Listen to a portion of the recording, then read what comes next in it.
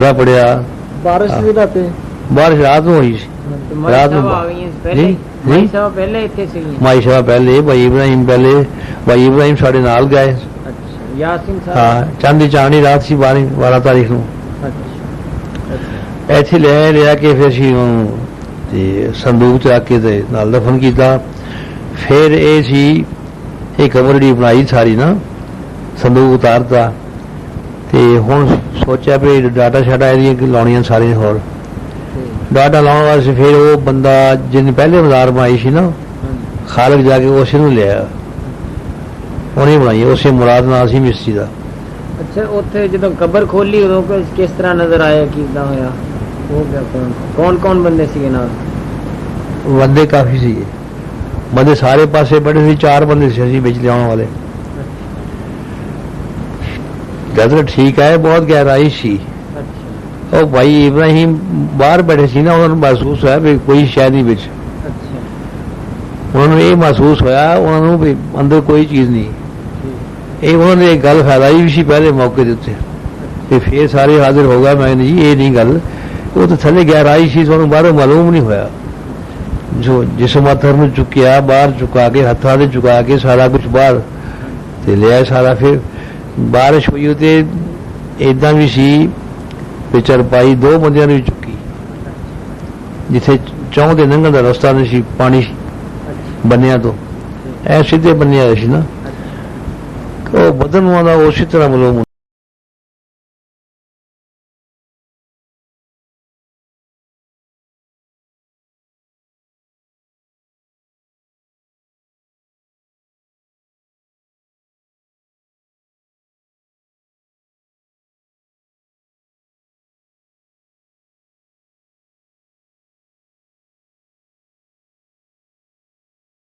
कफन असी उस चकिया कफन सही सही सही अच्छा उस एक चादर असी नाल होर भी जल देती खुला ही होना ना चेहरा ते खोल देंदे हुंदे हैं कोई नहीं।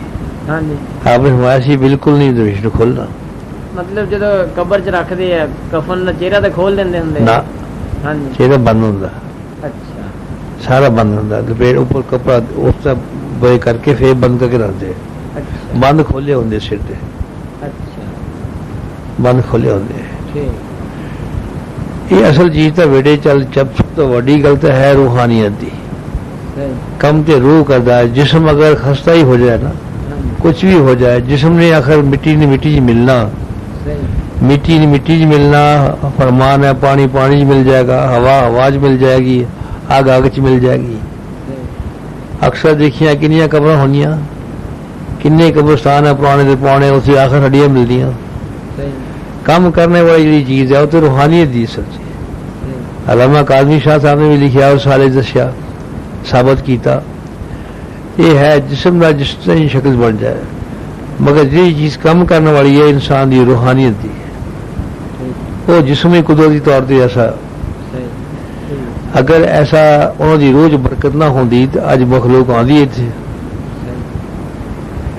मुखालिफ लोग भी मुखालफत करने के बावजूद भी सब कुछ करने के बावजूद ये जिन्नी मखलूक आ रही है जिन्होंने मिल रहा है जिस तरीके मिल रहा है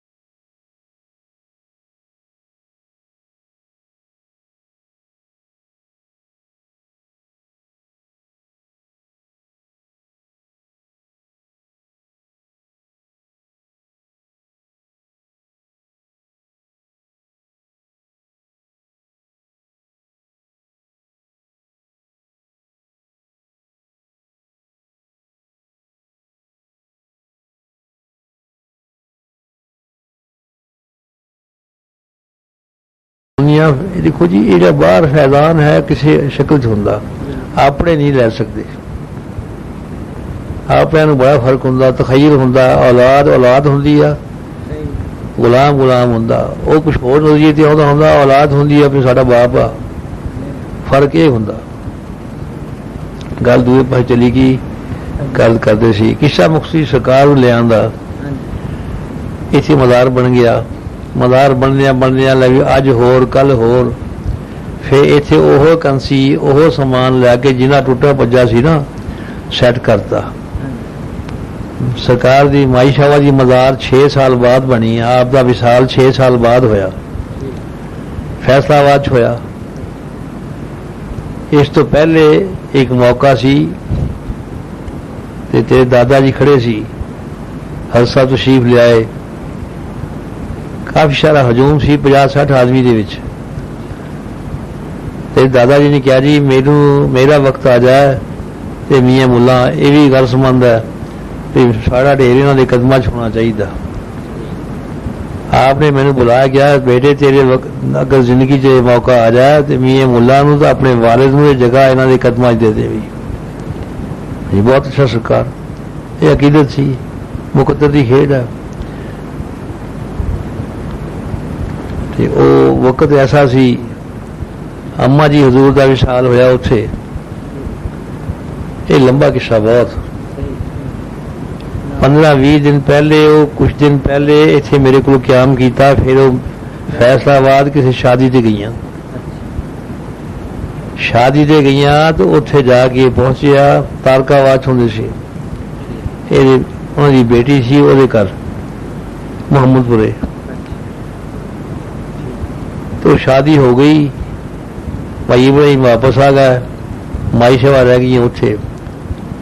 ते चंद दिन गुजरे तो मैनू एक ख्वाब पहले देखिया सी, वो ख्वाब बहुत पहले देखिया सी, ते फिर वो गल सामने आ गई, कहंदा नींद आउंदी आ, हाँ नींद आउंदी सुनो, वो गल सामने आ गई। अम्मा जी जिहड़ा मेरे कोले रह के गईयां सी ना 15-20 दिन, वो किते अंदर गईयां, अंदर उन्हें कच्ची लकड़ के फट्टे पाए देखे।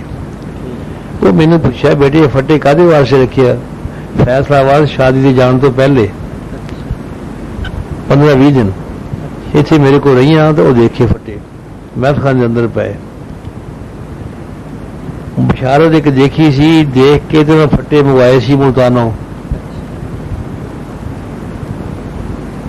तो बशारत जिहड़ी सी ये सी कि अम्मा जी सफेद घोड़े ते सवार ने, अम्मा जी हजूर सफेद घोड़े ते सवार ने, तो शाम का वक्त हुआ,